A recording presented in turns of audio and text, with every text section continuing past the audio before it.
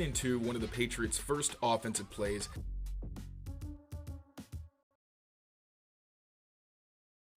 What's going on, everyone? Mike Kadlick, Tayler Kyles here for CLNS Media, inside of Gillette Stadium, outside of the practice field where the Patriots just wrapped up day 5 of their 2025 training camp. First day in all pads, Taylor, so we have a lot to get to. Unfortunately, a lot on the injury front, both good and bad. We'll go through that. We'll go through a little bit of what we saw on some one-on-one drills, both with the linemen and the wide receivers and DBs, but we'll really focus on 11-on-11 and what we saw, mainly from the offensive line, because, again, the pads were able to come on. But we will start with the attendance first. Jalen Polk returns to Patriots practice after missing the first couple days without pads. He was cleared from his offseason shoulder surgery heading into training camp, and then was dealing, as we've talked about here before, with some minor muscle tightness. But he did come out today, was in full pads, and while he wasn't getting a ton of reps and rotations with the first team, he looked like he was a full go. He was in that second and third team rotation, got a couple reps with Drake May in the offense.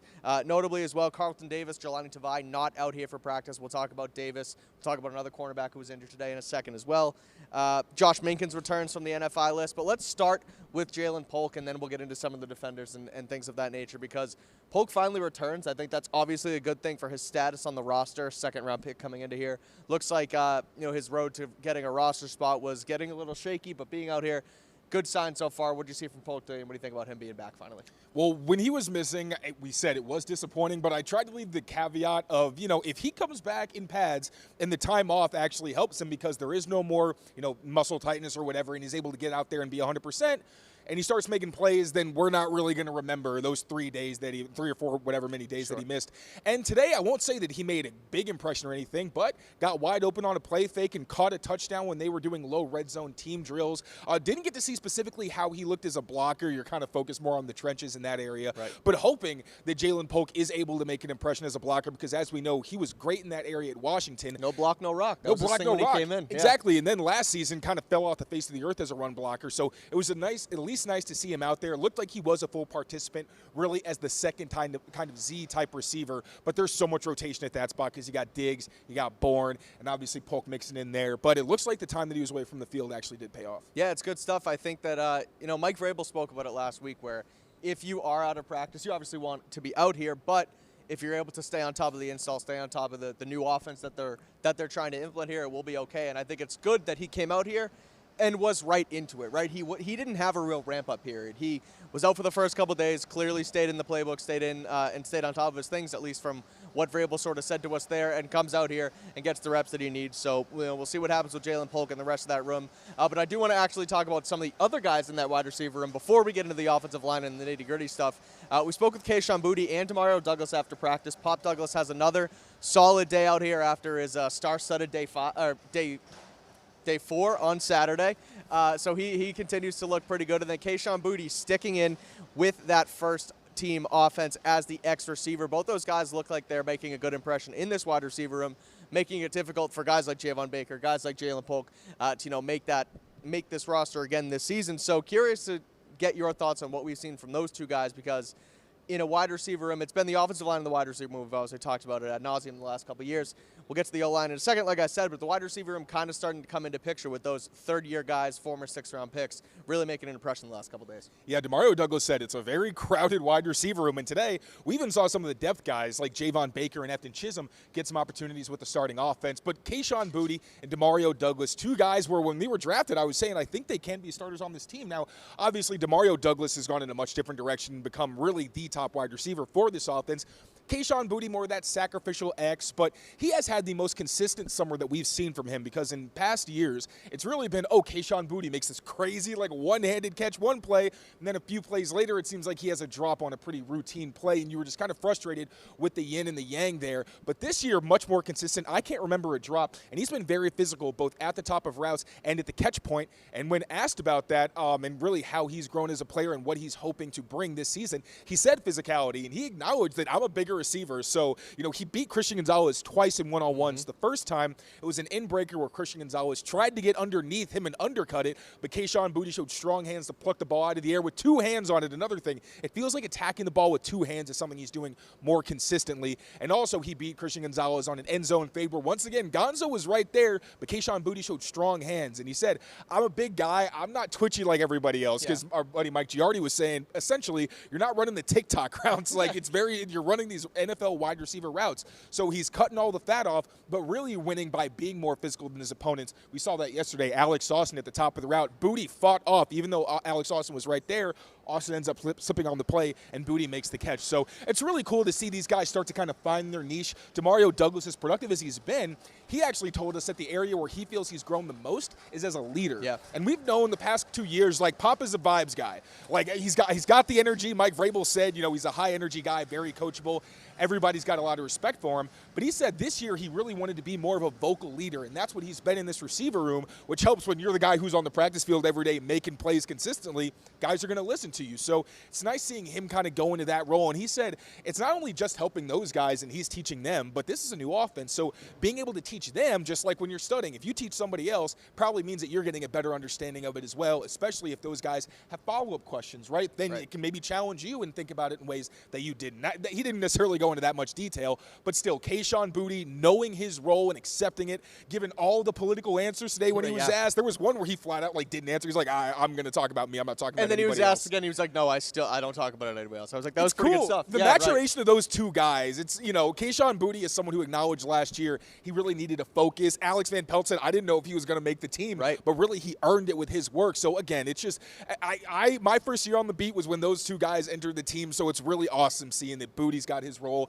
and Demario Douglas, as someone who's really been one of their better receivers since he got here, is now seen as more of a leader and really acting in that capacity. You mentioned Christian Gonzalez in there a couple times when talking about Kayshon Boutte beating him twice in practice today, so let's get to the bad news from today's practice. Christian Gonzalez leaves with what looked to be a lower leg injury in an 11-on-11 period. He was matched up against Stephon Diggs. Stephon Diggs beat him a little bit across the middle on a crossing route, and then Gonzalez comes up lame, looking to be limping on his left leg. We don't know if it's a hamstring. We don't know what it is exactly, but it looked like it could be a cramp or could be some sort of pull. We'll see what happens there.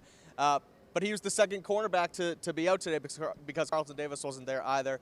So unfortunate stuff with Christian Gonzalez. Again, we'll keep an eye on it. We'll see what happens. He was able to walk off the field under his own power, met with the trainers, and then eventually left practice, did not return.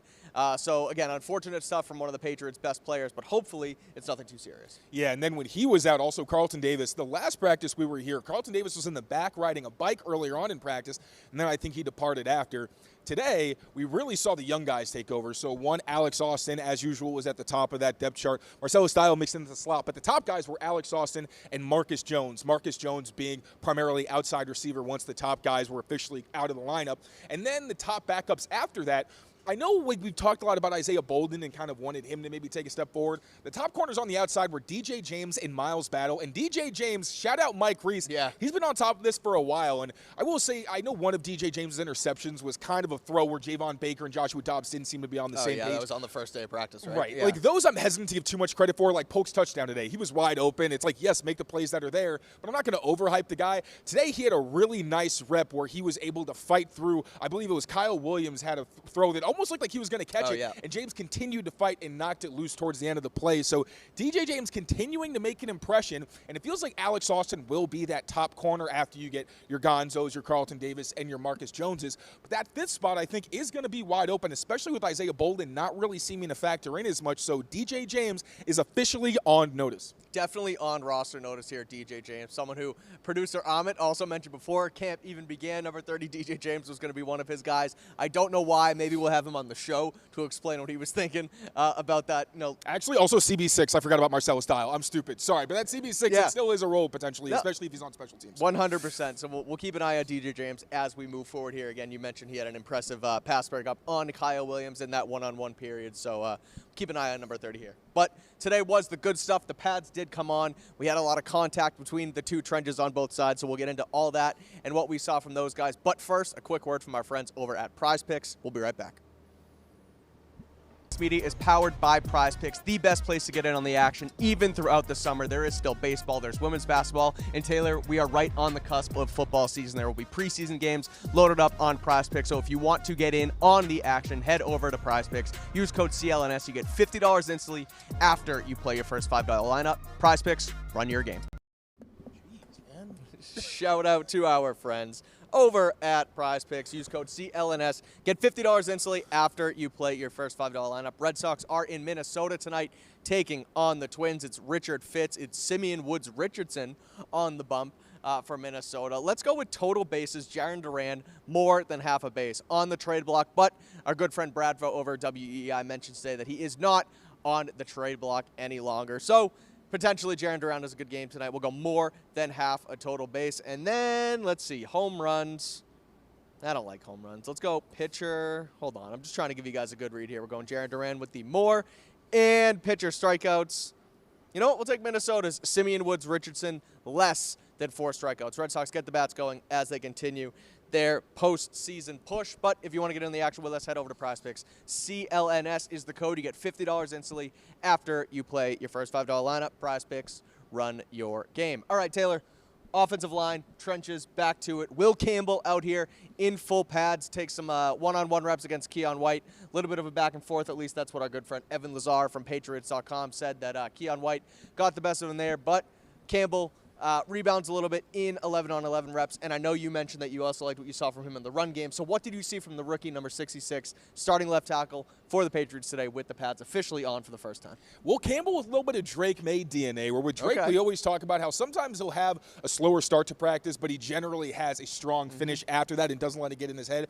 Will Campbell struggled. I was watching receivers during one-on-ones, but Evan Lazar was watching, and all the reports, it wasn't just Evan, everybody was saying that Will Campbell kind of got stood up and knocked back by power. Then Keon White was able to rip through him, and he ended up falling on the ground later in the rep. There was also a drill. I want to clear up. People are saying he was on the ground, and it was significant. You want to stay on your feet. But it was also during a run-blocking drill where, like, guys were already engaged. They were basically just trying to simulate what happens when you're kind of mid-snap. But still, you need to see Will Campbell on the ground more, on his feet more often.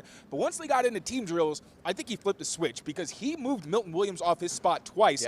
And I'll say there was a rotation at that left guard spot, but there was consistent push from the left side with Will Campbell being the focal point, at least with that top offense. So loved seeing him like that with Milton Williams. Also stoned Keon White and Calebon Chason when they did rarely drop back. Now, those were play-action fakes, and it's such a run-heavy practice. I'll admit there were a couple bootlegs where I was looking on the wrong side for like way too long before I realized that the play was happening. You're like the cameraman when it's like it stays on one thing too long and the quarterback's bootleg on the other side. So bad. This is the first day at Pat, so I'm still getting used to it. But on those play fakes, you did also see Will Campbell get out on top. So there's going to be more difficult situations where when they go through third downs and they're kind of in the open field, that's when you really want to see how Will Campbell matches up with some of these veterans. But again, it was nice to see him bounce back, and I've been talking about it. The only thing that people tend to bring up with Will Campbell is the pass protection, the arms, and all that stuff. And I don't think those are insignificant, but we need to talk about his run blocking more because Mike Nwenu has been the only threat in the ground game up front for the Patriots, at least consistently over the past few years.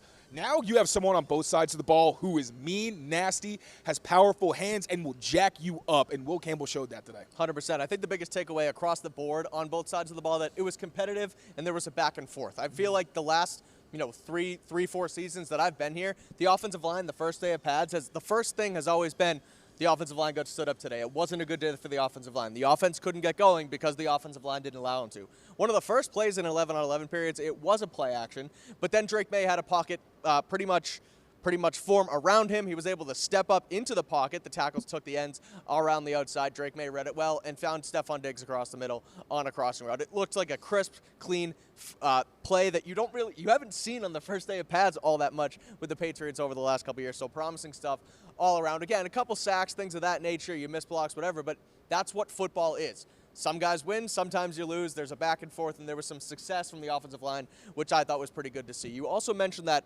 rotation on the interior. Jared Wilson continues to get reps at center and at left guard. He looks pretty solid, but I will add, and we talked to Greg Bedard about this a little bit off camera when we did our transition here, Jared Wilson has had problems with the center quarterback exchange with Drake May, so that's one to watch a little bit. But what did you see from Wilson, and what do you think about his continued rotation and also kind of the botch snaps there and what we should look for there moving forward? Yeah, so on the positive, I know that Evan mentioned that Jared Wilson did win one of his one-on-one matchups in pass pro. Also, I did see he had some nice pulls when he was at, I think, left guard and also center. Yes, I did they see used that, him as a actually. puller. And Yeah. center pulling isn't something they've done with the Patriots for a long time. Like, I studied McDaniel's offense in the past, 5 years that he's coached, and the center does not pull. So that just shows you kind of an advancement of this ground game, having a center with so much athleticism. So there was that, and again, the pulls. The negative was the fumbled snap to Drake May, where the play was kind of blown up immediately. Second time now. Jared Wilson is still relatively new to center. He played it his last season at Georgia, but had really been a guard before that. So there's going to be some, obviously, speed bumps, but you do want to see that area of his game progress. When it comes to the rotation, it felt like at one point they settled into basically the top offensive line with no Jared Wilson. After a couple of snaps, Jared Wilson would come in as left guard, and then he would come in at center, and Caden Wallace, for the first time, would line up at left guard with the top offense. And I mentioned we talked about Caden Wallace. I've been very concerned that he went from a swing tackle to exclusively a right tackle to then a guard, and I'm thinking, okay, if he's a guard but he's not even in the starting rotation, what is happening with last year's third-round pick? I think that's pretty significant. But now that Caden's actually entered the rotation, I didn't get to get a really clear grasp on him because I was kind of looking at Jared Wilson. Maybe tomorrow I'll have a closer eye on Caden.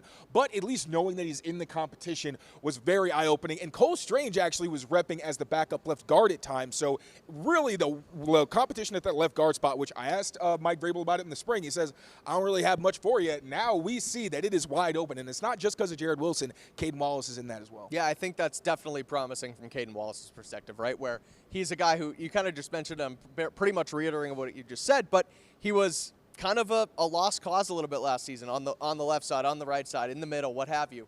There was the injury. There was the injury, but now he's finding he's not just repping at guard with the second and third team. He's getting those first team reps, which it tells me that they do think they at least have a spot for him, even if he is just a rotational guy.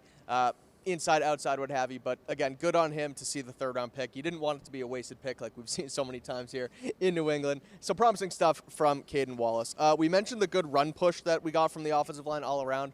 Trayvon Henderson did fumble the ball, put it on the ground one time, so that's not necessarily one to watch, but one to note where we had all these struggles with Ramondre Stevenson last year putting the football on the ground. Ramondre's been pretty clean so far, but Travion goes on the ground today.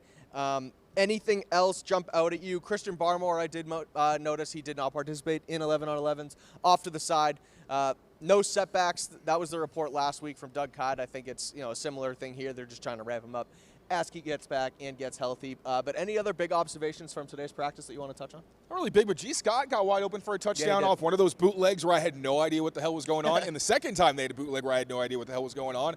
Jaheim Bell also got wide open, but Ben Woldridge was thrown on the run and it didn't get to him. Or is more of a pocket passer, not totally surprising. But that was kind of a theme last year, was these tight ends just getting wide open in the low red zone. And, it was just nice to see, because especially G. Scott has been – actually, he was quiet, but he had a nice catch a couple days ago. So maybe he's building a little bit of momentum, because that tight end room – after Hunter Henry is pretty much non-existent. Jack Westover exists, but I think he's caught one pass. I didn't see a lot that was particularly notable for him. Also, Brock Lampy was getting reps still with the starters as a fullback. We're seeing some of those ISO plays, the fake ISO plays, so kind of nice to see. I think there was one, I think it was with one of the depth teams, but I saw there was an outside run where he got a block that sprung his back. So, a little bit more from that room today as well, because, as we've said, it was so quiet before the pads came on, and this was the time for them to make some kind of impact. The fullback is back with the Josh McDaniels offense. Exciting to see. One note on special teams before we get out of here. Oh, two, actually. Jalen Polk comes back, immediately repping